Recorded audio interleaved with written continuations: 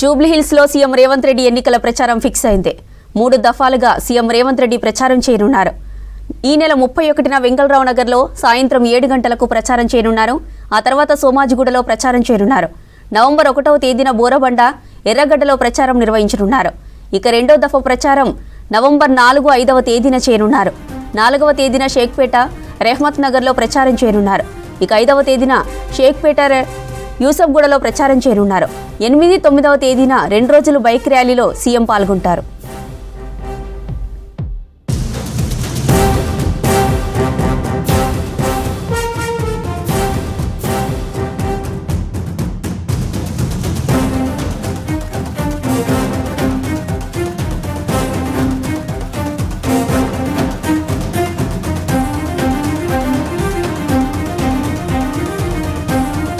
తెలంగాణ రాష్ట్రంలో గిగ్ వర్కర్ల సంక్షేమం కోసం ప్రత్యేక దృష్టి సారించింది సర్కార్.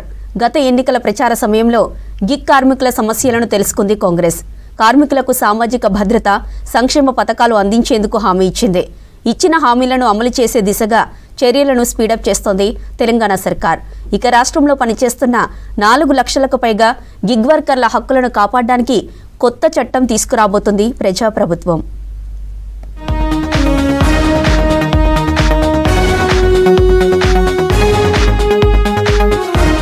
రాష్ట్రంలో దాదాపు 4 లక్షల మందికి పైగా ఉన్న గిగ్ ప్లాట్ఫామ్ వర్కర్లకు ఉద్యోగ భద్రత, బీమా కల్పించేందుకు ఉద్దేశించిన తుది ముసాయిదా బిల్లు సిద్ధమైంది. వారి కోసం ప్రభుత్వం ప్రత్యేక బోర్డు ఏర్పాటు చేసి సంక్షేమ, సామాజిక భద్రతా కార్యక్రమాలు అమలు చేయనుంది. బీమా, రక్షణ, ఇతర హక్కుల కోసం సంక్షేమ నిధి ఏర్పాటు కానుంది. కార్మికులందరికీ బోర్డు విశిష్ట గుర్తింపు సంఖ్య జారీ చేయాలని బిల్లులో ప్రతిపాదించింది. త్వరలోనే ఈ బిల్లుకు ఆమోదం తెలిపి అమలు చేసేందుకు యంత్రాంగం కసరత్తు చేస్తోంది. కార్మిక సంఘాలు, అగ్రిగేటర్లు, కార్మికులు, ప్రజల నుంచి సూచనలు, సలహాలు స్వీకరించి ఆ మేరకు తుది బిల్లును కార్మిక శాఖ రూపొందించింది. Gig and platform workers bill ఒకటి తీసుకొని వస్తే ఇందులో సామాజిక భద్రత అండ్ ఆరోగ్యశ్రీకి సంబంధించి హెల్త్ ఇన్సూరెన్స్ వస్తే ఆరోగ్య బీమా, అందులో 10 లక్షల రూపాయలకి సంబంధించి ఆరోగ్యశ్రీలో కల్పిస్తాము. అండ్ వీళ్ళకు ఒక ఓలా, యూబర్, ర్యాపిడో యాప్లో వచ్చేసి 20%, 30% కమిషన్స్ తీసుకుంటున్నాయి కదా, అలా అని చెప్పేసి ప్రభుత్వమే ఒక యాప్ తీసుకొచ్చి 0% కమిషన్గా తీసుకొచ్చి మాకు కావాల్సింది ఒక భద్రత. ఇప్పుడు మమ్మల్ని రోడ్డు మీద ఒక డ్రైవర్ ఇటీవల చూస్తే 200 కోసం కస్టమర్ ఒక డ్రైవర్ని కొట్టిండు. 6 నెలలు ట్రీట్మెంట్ తీసుకొని ఆ డ్రైవర్ చనిపోయిండు. అతనికి భద్రత ఎక్కడ ఉన్నది?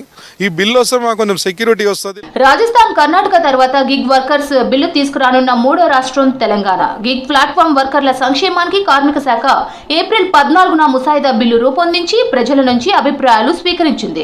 మే 1 నాటికి చట్టాన్ని అమల్లోకి తీసుకురావాలని భావించి ఏప్రిల్ 28 వరకు సూచనలు ఇవ్వాలని కోరింది.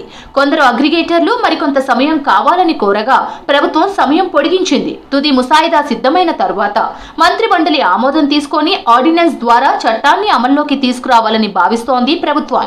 ఈ బిల్తో అగ్రిగేటర్ల ద్వారా గిగ్ వర్కర్లకు తప్పనిసరిగా నమోదు చేయడం, గిగ్ వర్కర్ల సంక్షేమాన్ని పర్యవేక్షించడానికి కార్మికులు, అగ్రిగేటర్లు, ప్రభుత్వంతో కూడిన త్రైపాక్షిక బోర్డు, సంక్షేమ నిధి వంటి కీలక నిబంధనలు ఈ చట్టంలో ఉండనున్నాయి. ఈ చట్టం ఆర్థిక, సామాజిక న్యాయం రెండింటినీ అర్థవంతంగా ప్రోత్సహిస్తుందన్నారు గిగ్ వర్కర్స్. నేను గత 5 ఇయర్స్గా 2018 నుంచి నేను స్విగ్గీ ప్లాట్ఫామ్లో వర్క్ చేస్తున్నాను. ఇప్పుడు వచ్చేసి రైట్ నా వచ్చేసి కిలోమీటర్కు 4 రూపీస్ ఇస్తున్నారండి. అది ఏ విధంగా సరిపోతుందో అది మాకైతే అర్థం అవ్వట్లేదు. ఎన్నోసార్లు మేము ఇన్ఫార్మ్ చేస్తున్నాము, బట్ కాకపోతే దాని మీద పెద్ద రెస్పాన్స్ రావట్లేదు. ఇంకొకటి అండి, ఇప్పుడు ఓన్లీ మేము వేజెస్ ఒక్కటే గురించి కూడా మేము మాట్లాడట్లేదు. సోషల్ సెక్యూరిటీ మేము అడుగుతున్నాము. ఇప్పుడు మేము ఆర్డర్ తీసుకొని వెళ్ళినప్పుడు మేము ప్రాబ్లమ్స్ వచ్చేసి రెస్టారెంట్ దగ్గర ప్రాబ్లమ్స్ ఫేస్ చేస్తాం, కస్టమర్ దగ్గర ప్రాబ్లమ్ ఫేస్ చేస్తాం, రోడ్డు మీద ప్రాబ్లమ్ ఫేస్ చేస్తాము. అవి కూడా ప్రాబ్లమ్సే. కనీసం సరే వేజెస్ అనేది కాసేపు పక్కకెడితే కనీసం ఈ ప్రాబ్లం చెప్పుకోవడానికి కూడా ఒక ప్లాట్ఫామ్ లేదు. మా స్విగ్గీలో కూడా ఎట్లా ఉంటుందంటే, బాబు నువ్వు కింద పడవని కాల్ చేసినావు అనుకో, ఆర్డర్ సేఫ్ ఉందా లేదా అంటే నువ్వు చచ్చిపోయినా సరే ఆర్డర్ డెలివరీ ఇచ్చి చచ్చిపో అన్న పాయింట్ ఆఫ్ వ్యూలో ఉంటుందండి. గిగ్ వర్కర్లకు ప్రమాద బీమా, ఆరోగ్య బీమా సౌకర్యాలను కల్పించేలా పాలసీ రూపొందించనుంది ప్రభుత్వం. గిగ్ వర్కర్లకు సంబంధించిన పూర్తి సమాచారం ఆన్లైన్లో అందుబాటులో ఉండేలా చర్యలు తీసుకోనున్నారు.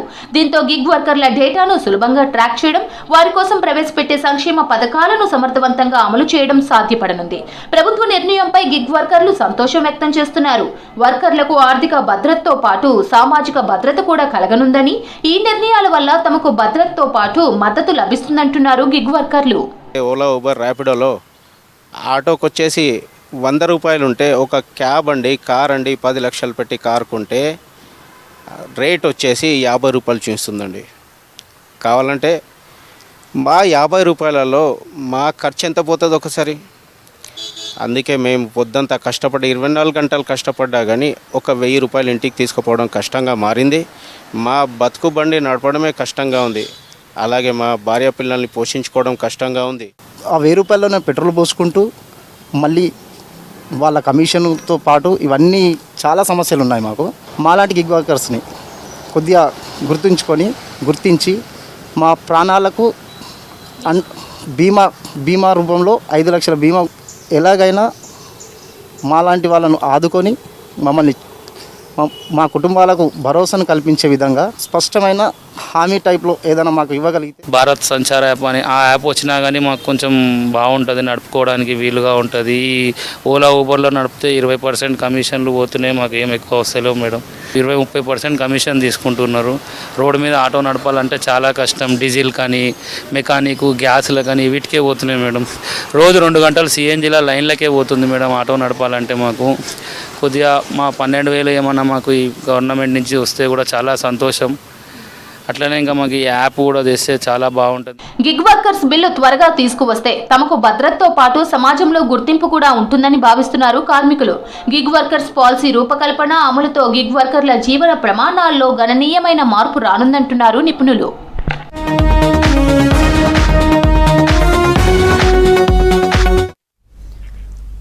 తెలంగాణ పోలీస్ అమరవీరుల సంస్మరణ వారోత్సవాలు నిర్వహిస్తున్నట్లు తెలిపారు డీజీపీ.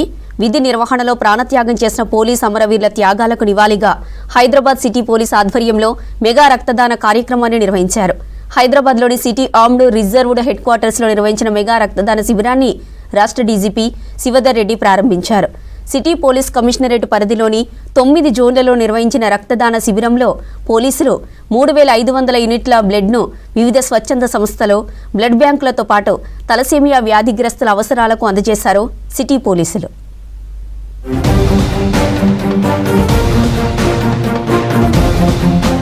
సమాజంలో తలేసిమియాతో బాధపడుతున్న రోగులకు సాయం చేసేందుకు రక్తదాన శిబిరం ఏర్పాటు చేశారు హైదరాబాద్ సిటీ పోలీసులు. జన్యుపరమైన లోపాల కారణంగా తలేసిమియా వ్యాధితో బారిన పడ్డ చిన్నారులకు 15 రోజులకు ఒకసారి బ్లడ్ అవసరం పడుతోంది. పోలీసులు రక్తదాన శిబిరం ద్వారా హైదరాబాద్ లోని అన్ని బ్లడ్ బ్యాంకులకు బ్లడ్ ను అందజేశారు. ఈ రక్తదాన శిబిరంలో thalassemia foundation and sickle cell society, red cross society, lions club of Secunderabad, rotary club, Osmania, NIMS, Gandhi, King Koti, Niloufer, MNJ cancer hospital, Chiranjeevi blood bank, IPM Narayanaguda, Srinidhi blood బ్యాంకులు పాల్గొన్నారు.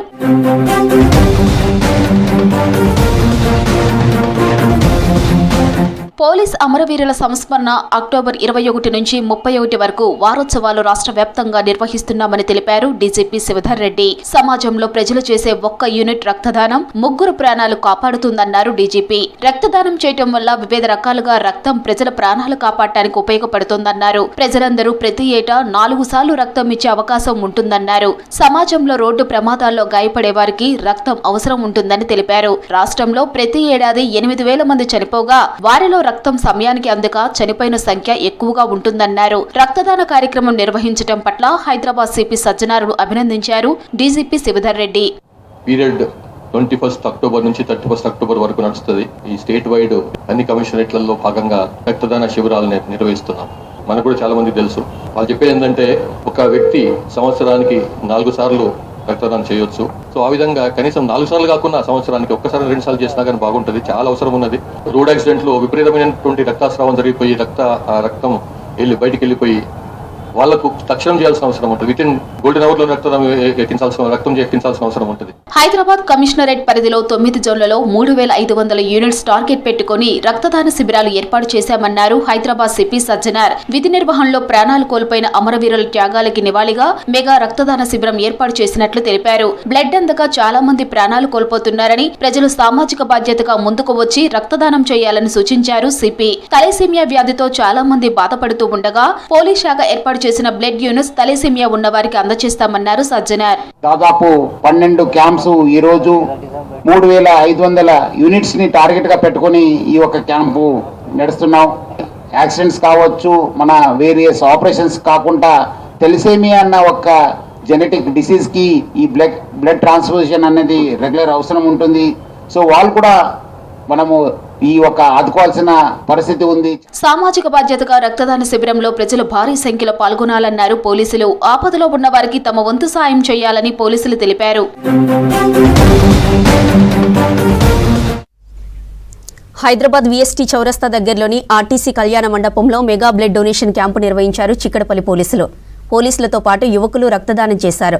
విధి నిర్వహణలో ప్రాణాలు కోల్పోయిన పోలీసు అమరవీరుల త్యాగాలకు నివాళిగా బ్లడ్ క్యాంపు నిర్వహించామన్నారు చిక్కడపల్లి ఇన్స్పెక్టర్ రాజు నాయక్. ప్రజలు సామాజిక బాధ్యతగా ముందుకు వచ్చి రక్తదానం చేయాలని కోరారు.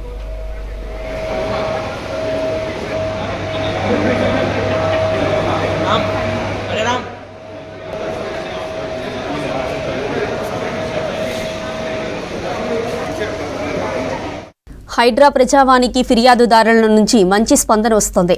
ప్రజావానికి 52 ఫిర్యాదులు వచ్చాయి. ప్రభుత్వ భూములు, పార్కుల కబ్జాలపై ఎక్కువ ఫిర్యాదులు వచ్చాయి. కూకట్పల్లిలోని హస్మత్పేట గ్రామంలో 10 ఎకరాల ప్రభుత్వ భూమి కబ్జా చేసేస్తున్నారంటూ హైడ్రాకు ఫిర్యాదు చేశారు. ఇక రంగారెడ్డి జిల్లా శంషాబాద్ మండలంలోని పెద్ద గోల్కొండ పరిధిలోని నరసింహకుంట తూములు మూసేసి అలుగు ఎత్తు పెంచడం వల్ల ఎఫ్టీఎల్ కంటే ఎక్కువ నీరు నిలిచి తమ పంట పొలాలు మునిగిపోయాయని ఫిర్యాదు చేశారు గ్రామస్తులు.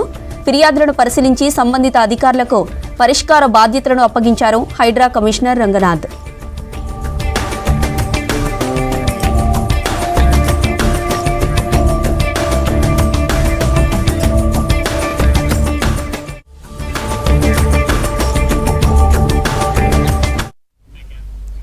రంగారెడ్డి జిల్లా ఇబ్రహీంపట్నంలోని శ్రీ చైతన్య స్కూల్ను విద్యాశాఖ అధికారులు సీజ్ చేశారు. గత కొన్ని సంవత్సరాలుగా మంచాల రోడ్డులోనే Sri Chaitanya school Bharat petrol pump పక్కన ఆనుకొని ఉన్న భవనంలో కొనసాగుతున్నట్లు ఫిర్యాదు చేశారు. రంగారెడ్డి జిల్లా విద్యాధికారి ఉత్తర్వులతో పాఠశాలను సీజ్ చేస్తున్నట్లు ఇబ్రహీంపట్నం ఎంఈఓ హీరియా నాయక్ తెలిపారు. శ్రీ చైతన్య స్కూల్లో నర్సరీ నుంచి 7వ తరగతి వరకు మొత్తం 1500 మంది విద్యార్థులు చదువుతున్నట్లు గుర్తించారు అధికారులు.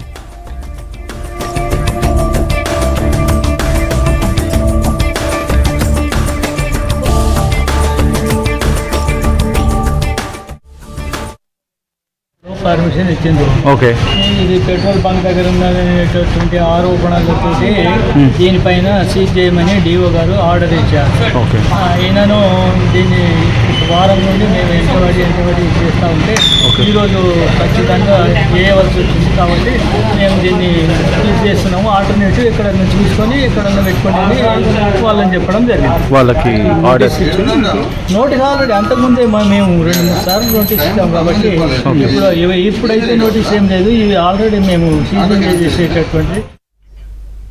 హైదరాబాద్లో మరో భారీ సైబర్ మోసం బయటపడింది.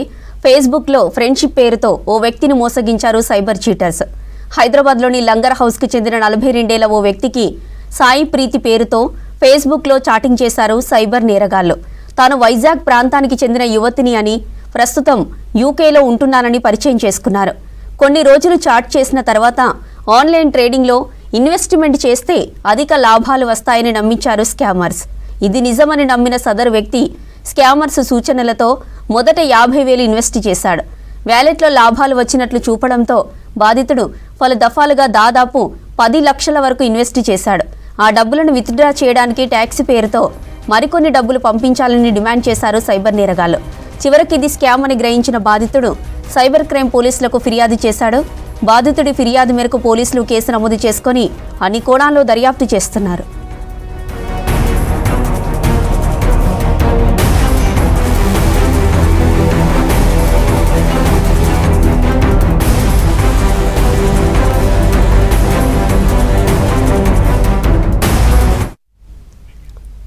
హైదరాబాద్లోని మియాపూర్ ఆర్టీసీ బస్ డిపోను ఆ సంస్థ ఎండీ వై నాగిరెడ్డి తనిఖీలు చేశారు. మియాపూర్ 1 డిపోలోని Lahari sleeper, Lahari AC, sleeper cum seater, Rajdhani, super luxury బస్సులను తనిఖీలు చేశారు. బస్సెస్లో అమర్చబడిన ఫైర్ సేఫ్టీకి సంబంధించిన fire detection alarm, fire detection suppression సిస్టంల పనితీరును పరిశీలించారు.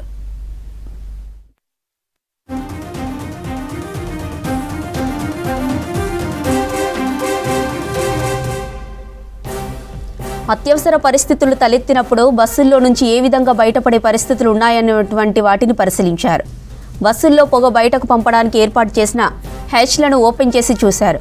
డిపోల నుంచి బస్సులు బయలుదేరే ముందు అన్నీ సరిగ్గా ఉన్నాయో లేదో చెక్ చేసుకోవాలని డ్రైవర్లకు సూచనలు చేశారు ఎండీవై నాగిరెడ్డి. బస్టాండ్ నుండి బయలుదేరే సమయంలో ప్రయాణికులకు వెల్కమ్ మెసేజ్తో పాటు ఫైర్ సేఫ్టీ భద్రత గురించి అవగాహన కల్పించాలన్నారు.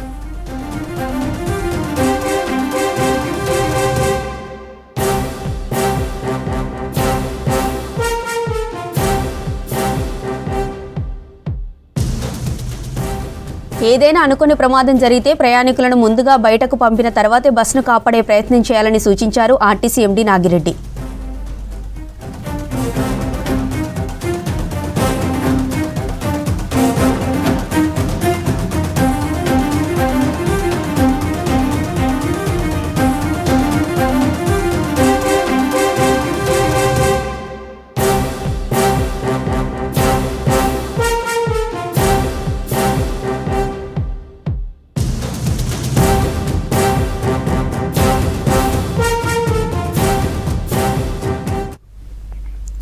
కర్నూలు బస్ ప్రమాదంతో ప్రైవేట్ ట్రావెల్స్ బస్సులపై రవాణా శాఖ స్పెషల్ ఫోకస్ పెట్టింది.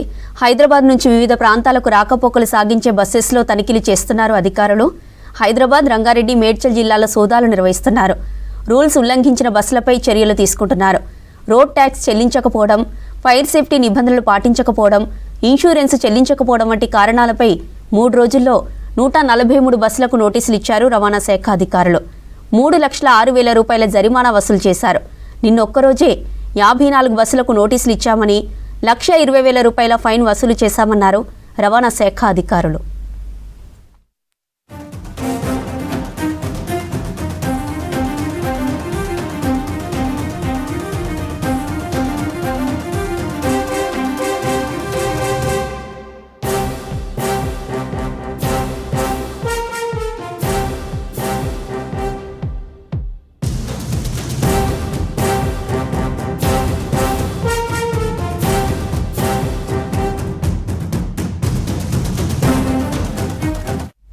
మరో 1.5-2 ఇస్రో గగనయాన్ ప్రయోగం చేపట్టబోతోంది.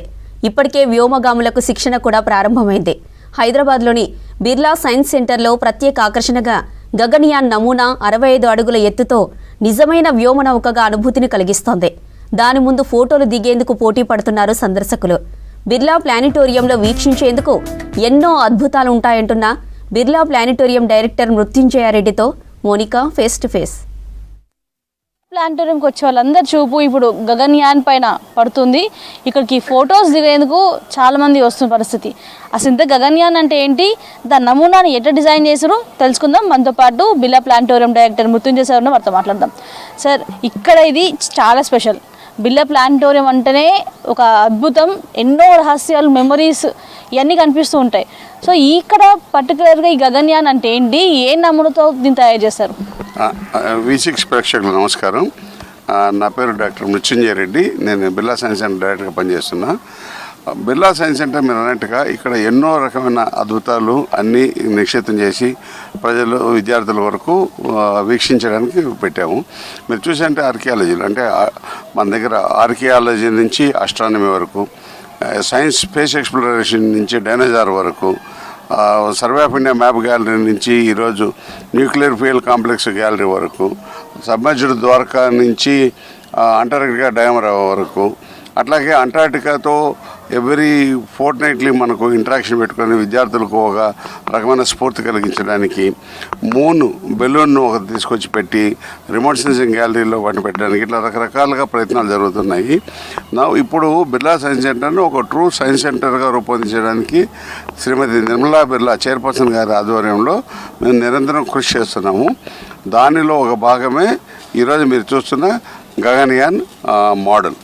ఇది గగన్యాన్ మోడల్ అనేది లాంచ్ వెహికల్ మార్క్ 3 అంటే geostationary satellite launch vehicle mark 3కి సంబంధించింది. మిగతా వాటికి దీనికి కొంచెం తేడా అంటే గగన్యాన్లో మనకు హ్యూమన్ క్యాప్సూల్ లాగా కొంత ఉంటుంది. మనుషులను, వ్యోమగాములను అంతరిక్షంలో తీసుకుపోయి మన అంతరిక్ష స్టేషన్లో కానీ ఉంచి చేయడానికి ఉపయోగపడేట్టుగా LVM-3ని మాడిఫై చేశారు. అందువల్ల దీన్ని గగన్యాన్ అని కానీ human rated space flight program అని కానీ అనడం జరుగుతుంది. బేసిక్గా చూసుకుంటే ఇది లాంచ్ వెహికల్ మార్క్ 3 వెహికల్ అనమాట. దానికి సంబంధించిన నమూనాను 1:3 సైజులో మేము ఇక్కడ మా పర్మిషన్ తీసుకుని ఇస్రో ద్వారా మేము తయారు చేసి ఇక్కడ ఆవిష్కరించడం జరిగింది అనమాట. ఈ గగన్యాన్ సైజ్ ఎంత, దీని బరువు ఎంత, ముఖ్యంగా ఏమేమి ఉంటాయి సార్ దీని లోపల, ఎట్లా డిజైన్ చేశారు, దీన్ని ఏమేమి మెటీరియల్ యూజ్ చేశారు? ఇది మొత్తం అంతా స్టీల్తో ఫ్రేమ్ చేసి పెట్టింది. ఒరిజినల్ బరువు అది అనేది డిపెండింగ్ అవ్వని లిక్విడ్ ఫ్యూయల్ అంతా కూడా 600 tons వరకు కూడా రావచ్చు. నాకు కరెక్ట్గా ఐడియా లేదు, అది ఎగ్జాక్ట్గా మారుతూ వస్తుంది స్పేస్ ఫ్లైట్ని బట్టి. దీని హైట్ వచ్చేసి దాదాపు 180 మీటర్ల హైట్ ఉంటుంది, 180 అడుగుల హైట్ ఉంటుంది, 180 అడుగుల హైట్ ఉంటుంది. మేము ఇప్పుడు పెట్టిండేది మాత్రం 65 అడుగుల హైట్ వరకు లిమిట్ చేసి 1:3 సైజులో మేము తయారు చేయడం జరిగింది. బేస్ నుంచి మొత్తం ఫౌండేషన్ చేసుకొచ్చి పెట్టడం వల్ల 65 feet వరకు వస్తుంది. ఇది almost true replica of the Gaganyaan. ఈ రోజు వరకు ఇస్రో వాళ్ళు పబ్లిక్ రిలీజ్ చేసిన ఇమేజెస్ ద్వారా తయారైన దాన్ని బట్టి మేము చేసుకురావడం అయింది. ఇక్కడ మీరు చూసారంటే ఒక 2 సాలిడ్ ప్రొపల్డెంట్ HS-200 అంటారు. ఈ రాకెట్స్ ఫస్ట్ బర్న్ అవుతాయి, ఆ తర్వాత లిక్విడ్ స్టేజ్ బర్న్ అవుతుంది, ఆ తర్వాత క్రయోజనిక్ ఇంజిన్ స్టేజ్ అయిన తర్వాత C-25G పైకి పోయిన తర్వాత ఆర్బిటల్ మాడ్యూల్ పైకి వెళ్ళి క్రూ ఎస్కేప్ సిస్టమ్తో సహా ఇది హ్యూమన్ పైన స్పేస్ ఫ్లైట్లో అటాచ్ అవ్వడానికి దానికి పనికొచ్చేట్లుగా ఇదైంది. దానికి సంబంధించిన మిగతా డీటెయిల్స్ అన్నీ వీటికి సంబంధించినవి కూడా ఇది ఉన్నాయి. ఫైనల్గా integrated main parachute, air drops test ఇట్లాంటివన్నీ జరిగినవంతా కూడా దీంట్లో తీసుకొచ్చి నిక్షిప్తం చేయబడింది. ఇది ఏంటంటే ముఖ్యంగా ఏంటంటే పబ్లిక్ వ్యూ దీన్ని చూడంగానే ఒక స్ఫూర్తి వస్తుంది దీంట్లో. అంటే మనకు అసలు మన అంతరిక్షయానంలో మనం చేస్తున్న అభివృద్ధి ప్రపంచంలో వేరే ఏ దేశం కూడా జరగడం లేదు. Human rated space flight program అనేది మనకు చాలా తలమానికం లాంటిది. దాంట్లో మనం సక్సెస్ కావాలని 2026కు మనము వ్యోమగాములను అంతరిక్షంలోకి పంపేదానికి ప్రయత్నాలు చేసుకుంటూ మనం రకరకాలుగా అభివృద్ధి పనులు దానికి తగినట్టుగా ఇస్రో వాళ్ళు చేసుకోబోతున్నారు. దానికి సంబంధించిన ఒక మోడల్ని ఇక్కడ మనము పెట్టడం అనేది చాలా సంతోషకరమైన విషయం. ఇక్కడ బిర్లా ప్లానిటోరియంలో కనిపిస్తున్న ఈ డమ్మీ వ్యోమ నౌక ఎన్ని రోజులు పట్టింది తయారు చేయడానికి? రెస్పాన్స్ ఎట్లా ఉంది? వచ్చేటోళ్ళందరూ ఎట్లా అంటున్నారు? మేడం ఇది మాకు చేయడానికి దాదాపు 2-3 నెలలు పట్టింది మేము తయారు చేయడానికి. అంతా ఇన్హౌస్లో చేస్తాము. మా దగ్గర కంప్లీట్గా వర్క్షాప్ ఉంది. కొంత బయట అవుట్సోర్స్ చేసి చేయించుకొచ్చి మాడ్యూల్ తీసుకొచ్చి వెల్డింగ్ చేసి పెట్టడం అయింది. ఇది మాకు దాదాపు 2-3 నెలలు పట్టింది. ఇదేంటంటే ఇది పబ్లిక్ అవుటర్ ప్లేస్లో పెట్టాం కాబట్టి ఓపెన్ ప్లేస్లో పిల్లలు కానీ ఎవరైనా రాగానే వెంటనే దీన్ని చూడంగానే ఒక రకమైన ఉత్సాహం చూపించుకుంటూ దాని పక్కకు వెళ్ళి ఫోటోలు తీసుకోవడానికి చాలా అత్యుత్సాహం చూపిస్తుంటారు పిల్లలంతా. నేను గమనించిందంటే ఎవరిని అడిగినా కూడా ఇదేంటంటే చంద్రయాన్ 3 అంటారు. అంటే ఏమైందంటే మనకు ఈ కాలంలో చంద్రయాన్ 3 అనేది మన భారతదేశానికి ఎంత అంతరిక్ష వ్యవహారాలు ఎంత పెద్ద పేరు తెచ్చిపెట్టిందో, దానివల్ల ఎవరు ఏ రాకెట్ చూపించినా కూడా పిల్లలంతా కూడా చంద్రయాన్ 3 అని మాత్రమే అంటున్నారు. దాని తర్వాత మనం ఇస్రో ఇంకా చాలా అభివృద్ధి చెందుతుంది, ఇంకా రకరకాల ప్రయోగాలు చేస్తుందనేది పిల్లలకు ఇంకా అవగాహన రావట్లేదు. అటువంటివన్నీ పెంపొందించడం కొరకే మనం గగన్యాన్ శాటిలైట్ మోడల్ని ఇక్కడ పెట్టడం జరిగింది.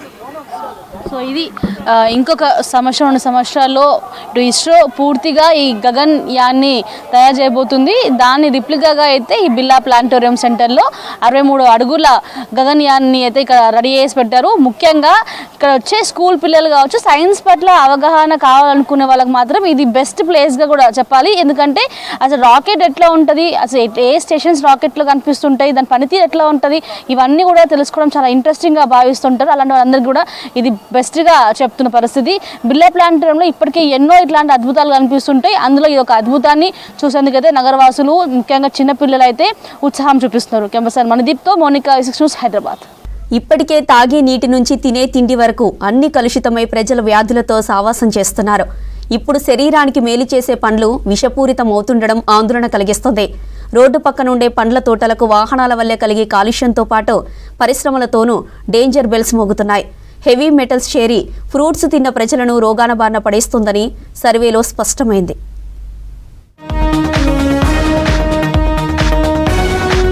రహదారుల పక్కన తోటల్లో పండించే పండ్లల్లో ప్రమాదకరమైన లోహాలున్నాయని ఓ స్టడీలో స్పష్టమైంది. వాహనాల పొల్యూషన్, పరిశ్రమల వ్యర్థాలు, టైర్లు, బ్రేకుల అరుగుదల, పెట్రోల్, డీజిల్ వంటి ఫ్యూయల్ మండించడం వల్ల విడుదలయ్యే లెడ్, క్యాడ్మియం, మెర్క్యూరీ, ఆర్కెనిక్, క్రోమియం వంటి హెవీ మెటల్స్ గాలి, నేల, నీరులో కలిసిపోతున్నాయి. దీంతో పండ్ల తోటలను విషపూరితం చేస్తుండడం ఆందోళన కలిగిస్తోంది. సెంట్రల్ పొల్యూషన్ కంట్రోల్ బోర్డు నివేదిక ప్రకారం మహారాష్ట్ర, ఏపీ, తెలంగాణ, గుజరాత్ దేశంలో ఉన్న భార లోహాల కలుషిత వ్యర్థాలలో 80% వాటా కలిగి ఉన్నాయి. పరిశ్రమల ప్రాంతాల నుంచి వచ్చే రసాయన కణాలు, రసాయనిక ఎరువులు, పురుగుమందుల వాడకం వల్ల కూడా ఈ లోహాలు నేలలోకి పోయి భూగర్భ జలాలతో చేరుతున్నాయి. వీటితో భూమి సమతుల్యత మారిపోతూ సూక్ష్మజీవుల క్రియలను అడ్డుకుంటుంది.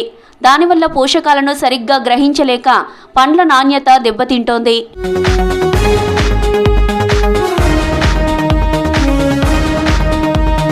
హెవీ మెటల్స్ మన శరీరంలోకి ప్రవేశిస్తే కాలేయం, కిడ్నీలు, ఎముకల్లో పేరుకుపోయి తీవ్రమైన వ్యాధులకు దారి తీస్తాయన్నారు డాక్టర్లు. సీసం నాడీ వ్యవస్థను దెబ్బతీసి పిల్లల్లో మేధోపరమైన లోపాలు, పెద్దల్లో హైపర్ టెన్షన్, కిడ్నీ సమస్యలకు కారణమవుతుందని తెలిపారు. పాదరసం సెంట్రల్ నర్వ్ సిస్టమ్ను దెబ్బతీసి దృష్టి లోపాలు కలిగిస్తుందన్నారు. ఆర్సెనిక్ ఊపిరితిత్తుల క్యాన్సర్, క్యాడ్మియం ఎముకల బలహీనత, కిడ్నీ ఫెయిల్యూర్కు దారి తీస్తుందని హెచ్చరించారు. పండ్లు తీసుకునేటప్పుడు జాగ్రత్త వహించాలన్నారు డాక్టర్లు. జనరల్గా ఈ రోడ్ల పొంటి పండ్ల తోటలు వేయడం వల్ల, ఈ రోడ్ సైడ్ ఉండడం వల్ల ఏమంటుందంటే మనకు రకరకాల వాహనాలు వెళ్తుంటాయి.